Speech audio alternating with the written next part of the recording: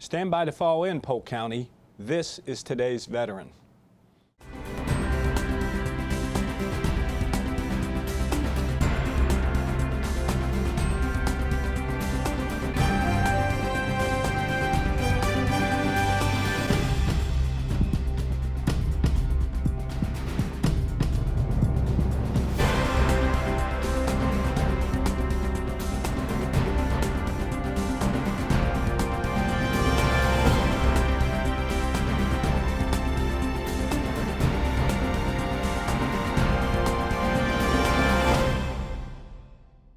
Hello and welcome, and on behalf of everyone at the Polk County Office of Veteran Services, thanks for joining us.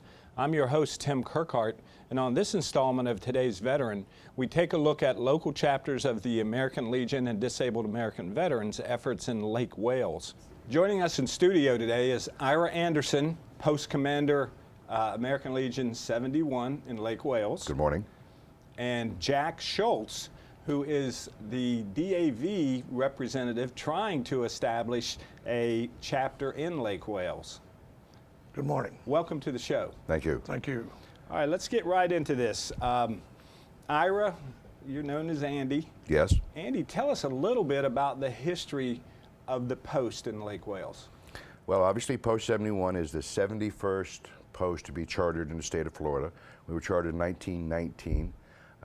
In May of 1920, and the post at one time was very, very active, not only in the city but also the county.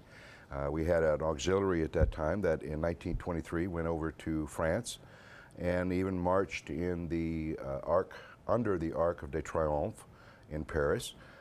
They joined up with the band and they went over on a board ship, and the auxiliary marched in that parade celebrating the end of World War I. In Lake Wales Post has donated iron lung to one of the hospitals back in 1943, and it has been very, very active in the Lake Wales and East Polk County area.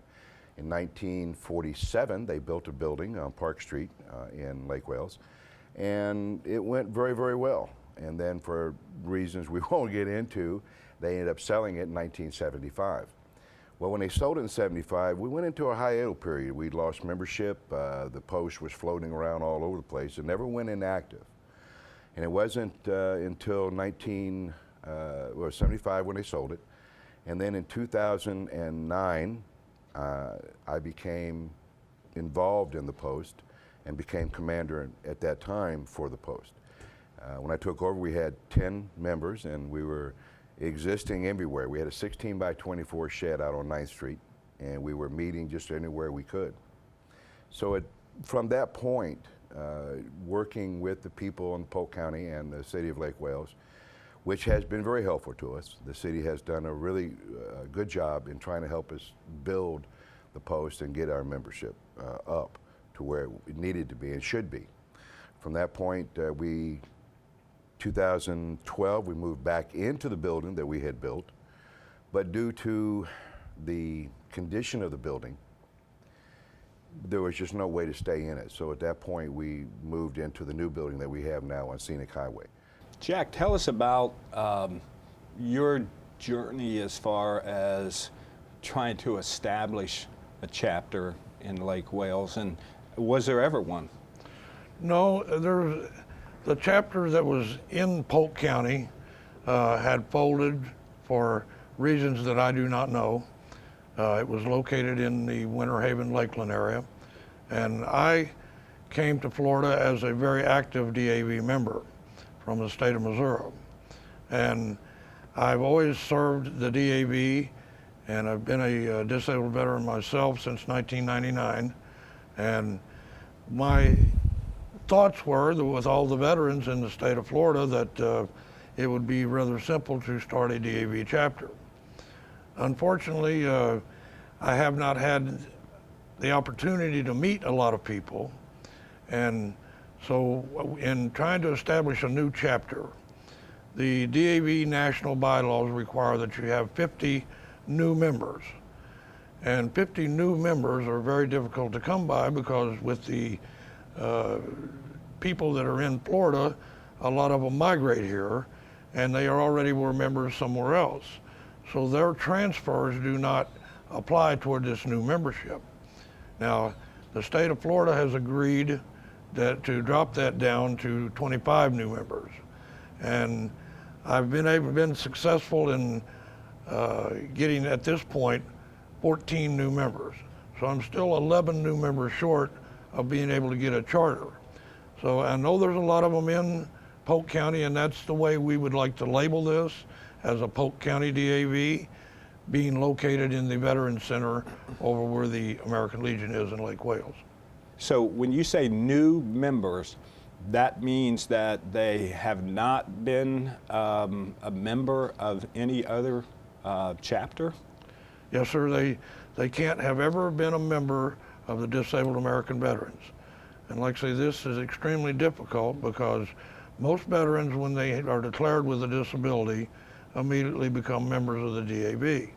So it's very difficult to find people who haven't signed up. Although there's a lot of them out there, a lot of them do not realize that a chapter is being formed.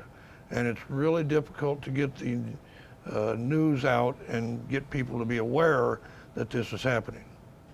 Okay. And so you use your friend Andy to help promote membership, possibly? Yes, he's been very helpful, and so has the organization at the VFW in Lake Wales. And what Andy and the American Legion chapter officers have done for us is they've provided us with a place to have an office and a place to meet. And this way we have been getting together for the last 4 months on the last Saturday of each month. And we just had a meeting recently this past Saturday, and we're continuing to try to recruit new members, but because of the situation at National, we must have 25 before they'll issue us a charter. Are the 14 that you have, are those older veterans? Not necessarily.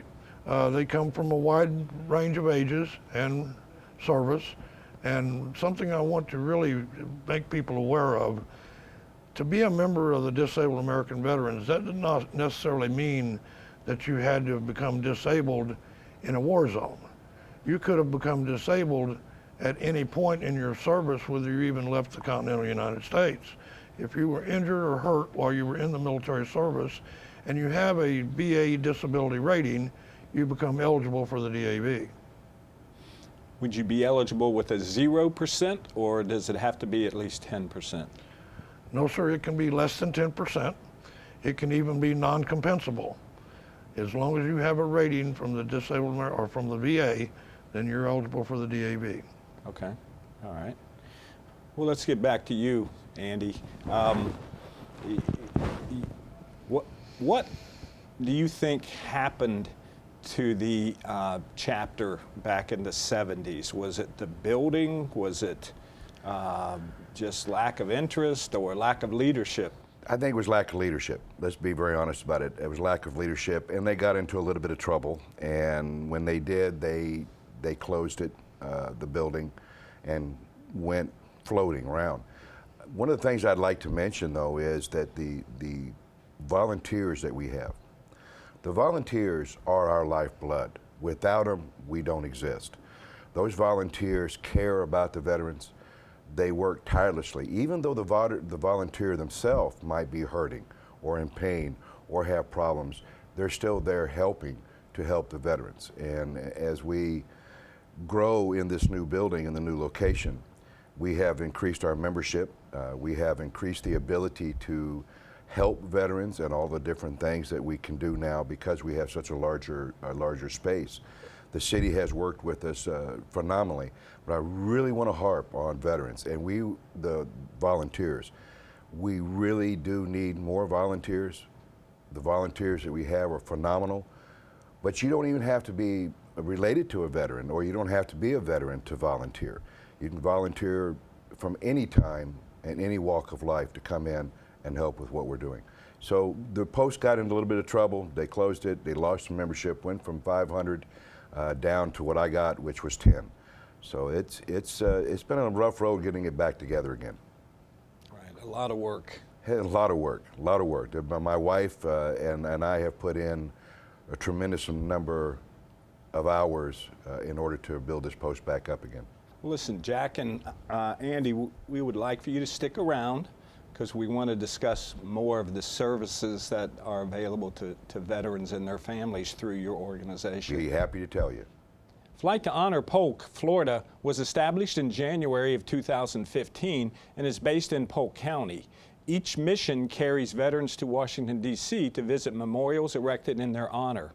There is no cost for veterans selected for the Flight to Honor. However, any eligible veteran is welcome to apply for Flight to Honor.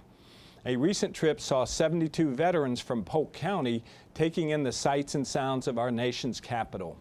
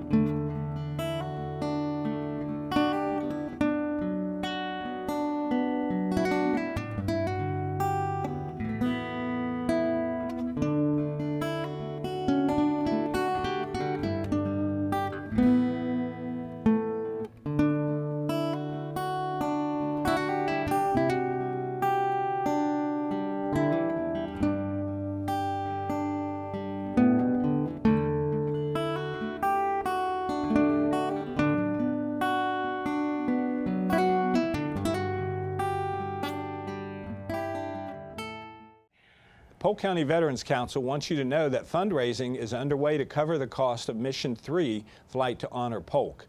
Community support is needed. For more information on how you can help our local veterans, give the Polk County Veterans Council a call at 863-688-1725 or email them at flightttohonor@polkgmail.com.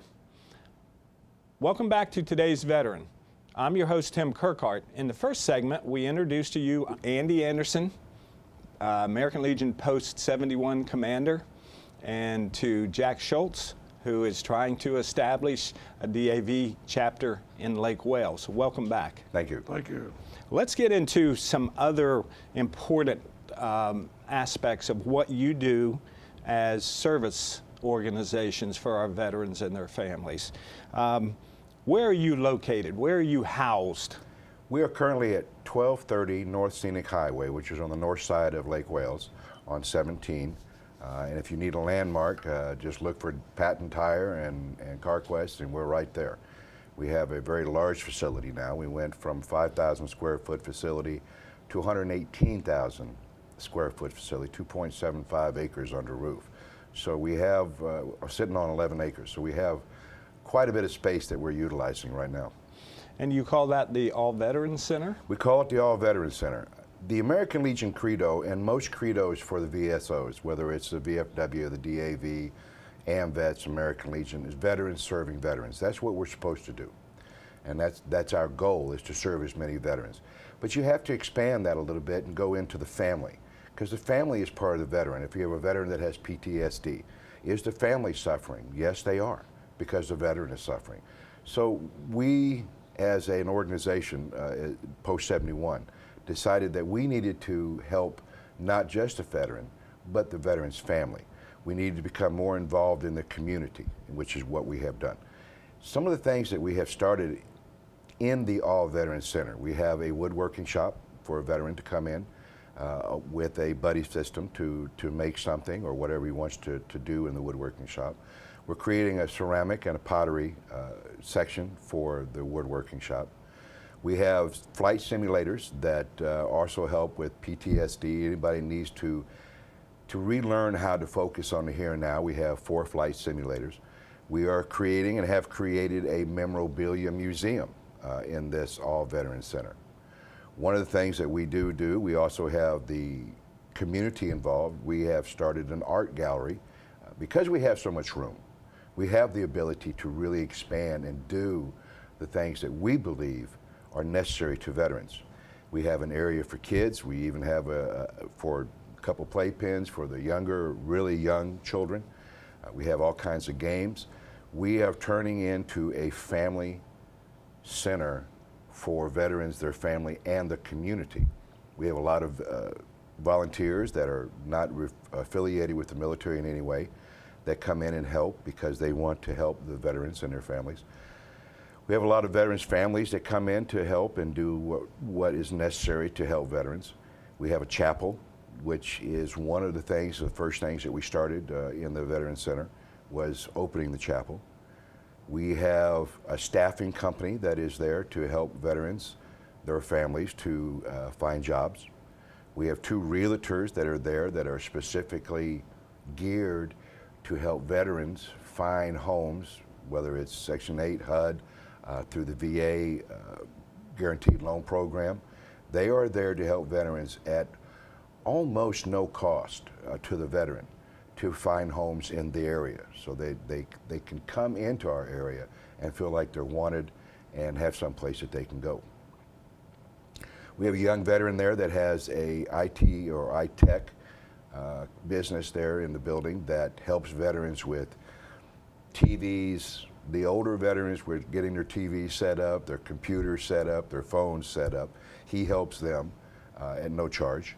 So he's doing a really good job. Now, once you have all of that and you say All Veterans Center, now you just look outside the box a little bit more and say, okay, we actually now have started an AMVET there at that center.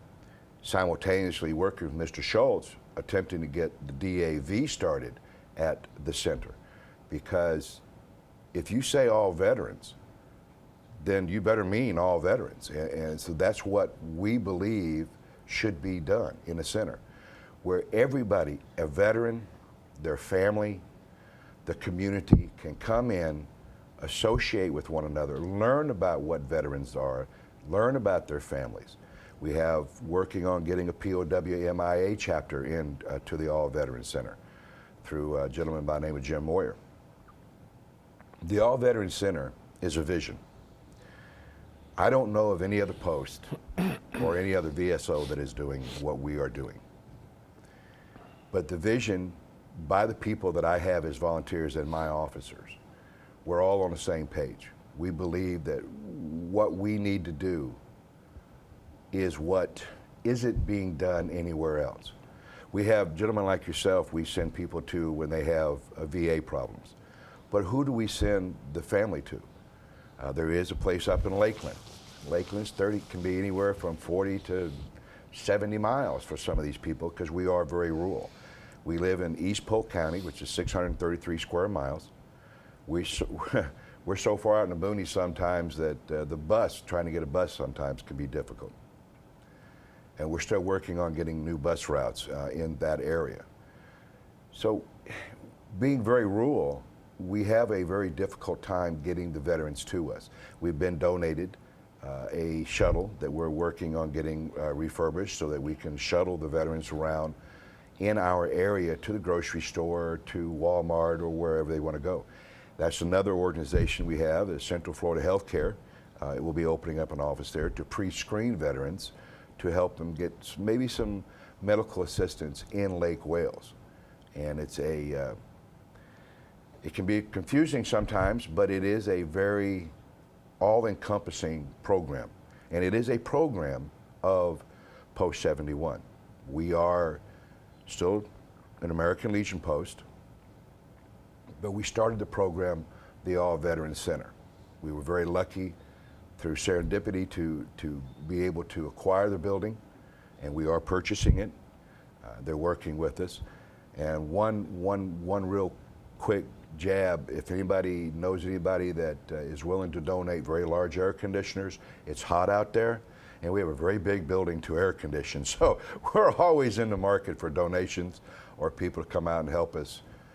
This was a warehouse, and 118,000 square feet. We do have some companies we're leasing to in one section of it. An example would be we have over $5,000 worth of medical equipment that we have collected for veterans. We have food, we have water, we have clothes, furniture, bedding, beds, plates, dishes. As part of our all veteran service, this is one of the things that we feel is very necessary. We're also geared for the homeless. We have a place for the homeless to shower, get cleaned up.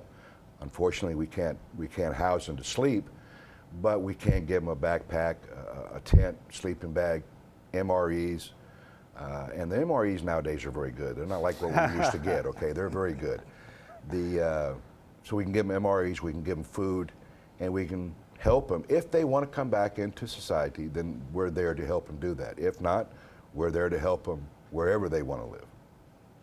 Well, sounds like a great place and a lot of work. Who makes the decisions on who gets to share the building? Is that the American Legion. Okay. The American Legion, the All Veterans Center is a program of Post 71, just like the Writers would be a program. This is something that we started, and this is the program, once again, is geared to all veterans. One of the reasons why we put the AMVETS in there and attempting to get Mr. Schultz and the DAV in there is because the more VSOs we have in there, the more we can help network to help the veterans. And it's all about networking with everybody else to get the information out there and get the people coming in. If they don't utilize us, if the veterans and their families don't come in, shame on them, because that's what we're there for. It is unqualified. We are there to assist. And if you don't need help, come in and have fun, because we have meals on Wednesday, Friday, and we have bingo on Sunday. We have a good time. We have bowling league. We have all kinds of events going on. If you don't need help, that's fine, but come in and utilize us anyway. Jack, what do you need to get that membership where you need? Just word of mouth, just advertising? I think more than anything, we have to get the information out to the people who are eligible. And once we do, there are a lot of people out who have never become members of the DAV. I think maybe because of the fact that they have a busy life, they're professional people, and they just don't have time to contribute to a service organization. But also we have a lot of people that's retired looking for something to do. And one of the primary things you need when you're taking a chapter of the DAV and bringing it up out of the ground, you need professional people. You need people that have communication skills. You need people that have skills in computers, office work, and we need people who have the ability to negotiate with both our state level and our national level officers. Leadership. These are the people that we're looking for. We're looking for people of all walks of life, because some people might think they don't have anything to offer, but believe me, that is not true. If you are a disabled veteran, at whatever level you may be at, we have a need for you. And that's what we really have to emphasize to everyone, is that you come out and we will find a way to see to it that you have a position and you have something in your life that you can offer to veterans. The DAV stands behind the Constitution of the United States. We believe in working closely with the Veterans Administration to protect our veterans, and not only just Veterans Administration offices, but any businesses that are in private firms that contract to the VA. We'll try to assist you in every way that we can. All right, gentlemen, I want to thank you for being on the show today. Andy Anderson and Jack Schultz. Thank you very much. Thank you. For more information on American Legion Post 71, you can give them a call at 863-859-5689 or email them at americanlegion71@gmail.com. That's going to do it for this edition of Today's Veteran. I want to thank our guests today, Ira Anderson and Jack Schultz, but most of all, I want to thank you for joining us. Remember, for help and information regarding claims, benefits, and services available to veterans and their families, call the Polk County Veterans Service Office at 863-534-5220 or log on to the Polk County website at polk-county.net. I'm your host, Tim Kirkhart, and we will see you next month.